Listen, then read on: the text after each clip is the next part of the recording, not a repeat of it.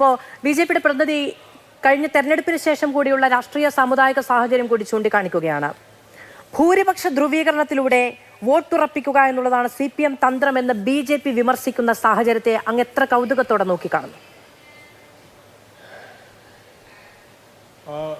മാധുവിടെ പല കാര്യങ്ങൾ പറയേണ്ടതുണ്ട്. അദ്ദേഹം പറഞ്ഞതുപോലെ ഒരു ധ്രുവീകരണം ഉണ്ടെങ്കിൽ BJPയുടെ സംസ്ഥാന പ്രസിഡന്റ് പറയുന്നത് ഒരുപക്ഷെ അദ്ദേഹത്തിൻ്റെ ആഗ്രഹമായിരിക്കാം. എന്നാലും അദ്ദേഹം പറയുന്നത് ഇവിടെ മത്സരം UDFും BJPയും തമ്മിലാണെന്നാണ്. എന്ന് പറഞ്ഞാൽ രണ്ട് ധ്രുവങ്ങളായി സമുദായ അടിസ്ഥാനത്തിൽ ഇത് വിഭജിക്കപ്പെട്ടിരിക്കുന്നത് തങ്ങൾക്ക് ഗുണകരമാണ് എന്ന് കരുതുന്നു. അതിനനുകൂലമായ ഒരു കളമൊരുക്കൽ ഇവിടെ ശ്രീ വെള്ളാപ്പള്ളി നടേശൻ ചെയ്യുന്നു. ഇദ്ദേഹം പറഞ്ഞതുപോലെയല്ല, BDJS എന്നുള്ള സംഘടനയ്ക്ക് അദ്ദേഹം പേരിട്ട മീറ്റിംഗ് എനിക്ക് ഓർമ്മയുണ്ട്. അദ്ദേഹത്തിൻ്റെ ആശീർവാദത്തോടുകൂടി അദ്ദേഹത്തിൻ്റെ വീട്ടിൽ നിന്ന് പ്രവർത്തിക്കുന്ന സംഘടനയാണ് ഇതെന്ന് നമുക്കറിയാം. അത് LDFിലോട്ട് പോകണോ അതോ BJPയിൽ തന്നെ നിൽക്കണോ എന്നുള്ള ആലോചനകൾ നടന്നുകൊണ്ടിരിക്കുകയാണ്. അതവിടെ നിൽക്കട്ടെ. ഇവിടെ അദ്ദേഹം പറഞ്ഞതിലോടുള്ള എൻ്റെ അഭിപ്രായ വ്യത്യാസങ്ങൾ, പ്രധാനപ്പെട്ട 2-3 അഭിപ്രായ വ്യത്യാസം ഞാൻ പറയാം. അദ്ദേഹം വളരെ സമർത്ഥമായി ഇവിടെ വിശദീകരിച്ചു. അതൊരു ഭാഷയുടെ സിമാൻറ്റിക്സ് പഠിപ്പിക്കുന്ന ഒരു ക്ലാസ് ആയിരുന്നെങ്കിൽ അത് വളരെ കറക്റ്റാണ്. പക്ഷേ നിർഭാഗ്യവശാൽ അതല്ല നമ്മൾ സംസാരിക്കുന്നത്. ഈ നമ്മുടെ സൊസൈറ്റി ഒരാളെ ടെററിസ്റ്റ് എന്ന് വിളിക്കുന്നതിന് വലിയ മാനമുണ്ട്. ഇത് ഇത്ര വലിയ രാഷ്ട്രീയ സംഘടനയൊന്നും വേണ്ട. നമ്മുടെ ക്രിക്കറ്റിൻ്റെ കമൻട്രിയുടെ സമയത്ത് നവജോത് സിംഗ് സിദ്ധു മോണ്ടെ പനേസറിനെ മറ്റോ ലുക്സ് ലൈക്ക് എ ടെററിസ്റ്റ് എന്നൊരു തമാശ രൂപേണ പറഞ്ഞാണ്. അദ്ദേഹത്തെ ആ കമൻറ്റേറ്റർ കസേരയിൽ നിന്ന് ഇറക്കി വിട്ടു. അപ്പോൾ ആ പൊളിറ്റിക്കൽ കറക്റ്റ്നെസ് പോലും ഇവിടുത്തെ രാഷ്ട്രീയ പാർട്ടികൾക്കും നമ്മുടെ കേരളത്തിൻ്റെ പുരോഗമന രാഷ്ട്രീയ സ്വഭാവത്തിനും ഇല്ലെങ്കിൽ പിന്നെ നമുക്ക് ഒന്നും പറഞ്ഞിട്ട് കാര്യമില്ല. രണ്ടാമത് അദ്ദേഹം ഇവിടെ പറഞ്ഞതിൽ വസ്തുതാവിരുദ്ധമായിട്ടുള്ള ഒരുപാട് കാര്യങ്ങളുണ്ട്. ചോദ്യം അങ്ങോട്ട് നിങ്ങളൊരു വർഗീയവാദിയല്ലേ എന്ന് ചോദിച്ചപ്പോൾ തിരിച്ചിങ്ങോട്ട് തീവ്രവാദി എന്ന് വിളിച്ചു എന്ന് പറയുന്നത് ശരിയല്ല. നിങ്ങൾ ആ ദൃശ്യങ്ങൾ, മൈക്ക് തട്ടി മാറ്റിയ ദൃശ്യങ്ങൾ നിങ്ങൾ നോക്കിയാൽ മാതൃഭൂമിയുടെ മൈക്കാണ് മുന്നിൽ നിൽക്കുന്നത്. ഈ മറ്റേ ഇദ്ദേഹം തട്ടി മാറ്റിയ ചാനലിൻ്റെ മൈക്ക് അതിൻ്റെ പുറകിൽ നിൽക്കുകയാണ്. അദ്ദേഹം അത് തട്ടി മാറ്റുകയാണ്. ആകെപ്പാടെ അതിൻ്റെ അകത്ത് അദ്ദേഹത്തിന് ഈ വർഗീയതയെ ഒഴിച്ചൊരു ആനുകൂല്യം കൊടുക്കാവുന്നൊരു കാര്യം, ഒരു അനുരാഗ കുശുമ്പ് എന്നൊക്കെ നമ്മൾ പറയുന്ന പോലത്തെ ഒരു കാര്യമുണ്ട്. ഞാനാണോ, അതായത് ഈ മൈക്രോ ഫൈനാൻസ് മൂലം ജനങ്ങളെ പറ്റിക്കുന്നവനാണോ, വട്ടിപ്പലിശയ്ക്ക് ജനങ്ങളെ പറ്റിക്കുന്നവനാണോ, ആരാണ് മുഖ്യമന്ത്രിക്ക് കൂടുതൽ പ്രിയപ്പെട്ടവൻ എന്നൊരു ചോദ്യം അതിൻ്റെ ഇടയ്ക്ക് എവിടെയോ വരികൾക്കിടയിലുണ്ടായിരുന്നു. അതൊഴിച്ചു കഴിഞ്ഞാൽ ബാക്കിയെല്ലാം വർഗീയ വിഷം തന്നെയാണ് പറഞ്ഞുകൊണ്ടിരുന്നത്. അദ്ദേഹത്തോട് ചോദിച്ച ചോദ്യം എന്താണ്? അദ്ദേഹത്തോട് ചോദിച്ച ചോദ്യം, കഴിഞ്ഞ 10 വർഷത്തിനിടയിൽ നിങ്ങൾക്ക് എത്ര സ്കൂളുകൾ, വിദ്യാഭ്യാസ സ്ഥാപനങ്ങൾ കിട്ടി എന്നുള്ള ചോദ്യമാണ്. ആ ചോദ്യം ചോദിക്കുമ്പോൾ അദ്ദേഹം ശുഭിതനാകുന്നതിൻ്റെ കാര്യം എന്താണെന്നറിയാമോ? അദ്ദേഹം മുസ്ലിം ലീഗിനോടുള്ള വിരോധമാണ് പറയുന്നതെന്നുള്ള രീതിയിൽ ഒളിച്ചു കടത്തുന്ന ഈ വർഗീയ വിഷമുണ്ടല്ലോ, അത് എക്സ്പോസ്ഡായി പോവും. പിന്നെ രണ്ടാമത് അദ്ദേഹം പറഞ്ഞ ഒരു കാര്യമുണ്ട്. ഇന്ന് നിങ്ങൾക്ക് ഇപ്പോൾ എപ്പോൾ എന്ത് കിട്ടി, അന്ന് എന്ത് ഒരെണ്ണമെങ്കിലും കിട്ടിയില്ലേ എന്ന് ചോദിച്ചപ്പോൾ അദ്ദേഹം പറയുകയാണ്, പിന്നോക്ക സമുദായ മുന്നണി എന്നൊക്കെ പറഞ്ഞ് ഞങ്ങളെല്ലാം കൂടി ഒരു കൂട്ടുകെട്ടുണ്ടാക്കിയപ്പോൾ ഞങ്ങളുണ്ടായിരുന്ന ഒരു ധാരണയുണ്ടായിരുന്നു, അത് തെറ്റിച്ച് അവർക്ക് മാത്രം കിട്ടി എന്ന് പറയാണ്. അതായത് ഈ നമ്മുടെ മുന്നിൽ ഇവർ അവതരിപ്പിക്കുന്ന പിന്നോക്ക സമുദായത്തെ ഉദ്ധരിക്കാൻ എന്ന് പറഞ്ഞ് ഇറങ്ങുമ്പോൾ യഥാർത്ഥ ലക്ഷ്യം എന്താണെന്ന് അദ്ദേഹം അറിയാതെ ഉത്തരം മുട്ടിയപ്പോൾ വിളിച്ചു പറയാണ്. അദ്ദേഹത്തിന് വേണ്ടത് എന്താണ്?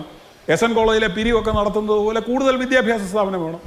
അദ്ദേഹത്തിൻ്റെ സമുദായത്തിൽപ്പെടുന്ന അംഗങ്ങൾ, അങ്ങനെ പറയാമോ എന്ന് എനിക്കറിയത്തില്ല, ശ്രീനാരായണ ആ സംഘത്തിൽപ്പെടുന്ന ആൾക്കാർക്ക്, ഈഴവ സമുദായത്തിൽപ്പെടുന്ന ആൾക്കാർക്ക് പഠിക്കാൻ ഒരു അവസരം കേരളത്തിൽ ഇല്ലെങ്കിൽ അത് ഗുരുതരമായ വിഷയമാണ്.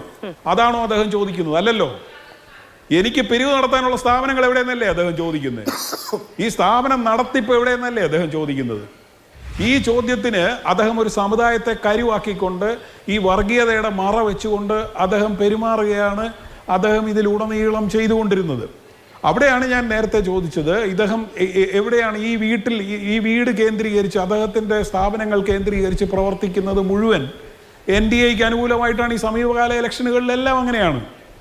വേറെ ആരോടും കൊടുക്കാത്ത, അവിടെയാണ് ഞാൻ പറഞ്ഞത്, ഈ ഉപജീവനത്തിന് വേണ്ടി പയറ്റുന്ന ആൾക്കാർക്ക് പോലും കൊടുക്കാത്ത ഒരു ആനുകൂല്യം ഇദ്ദേഹത്തിന് കൊടുക്കുന്നതിൻ്റെ പിറകിലുള്ളത് എന്താണ്?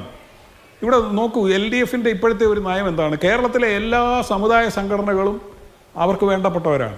അദ്ദേഹം പറഞ്ഞ വേറൊരു കാര്യവും കൂടെ വളരെ പ്രസക്തമാണ്. ഉമ്മൻചാണ്ടി സാറിന് കാല് വയ്യാതെ ഒറ്റ ഇരിക്കുമ്പോൾ അദ്ദേഹം അവിടെ ചെല്ലുമ്പം ഉമ്മൻചാണ്ടി സാർ ചോദിക്കുന്നത് എന്താ? അയ്യോ, ഞാൻ ആ സ്കൂളിന് അനുമതി തന്നല്ലോ, പിന്നെന്തിനാ വന്നതെന്നാ.